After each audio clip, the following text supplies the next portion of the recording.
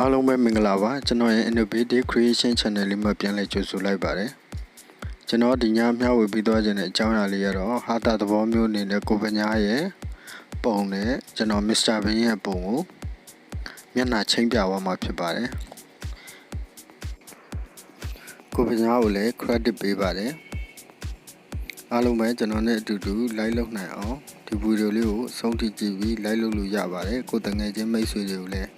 ဟာတာအနေနဲ့မျက်နှာလေးတွေချင်းပြပြီးတော့ကျွန်တော် channel လေးကိုလည်း subscribe နှိပ်ပြီးအားပေးထားကြပါဦး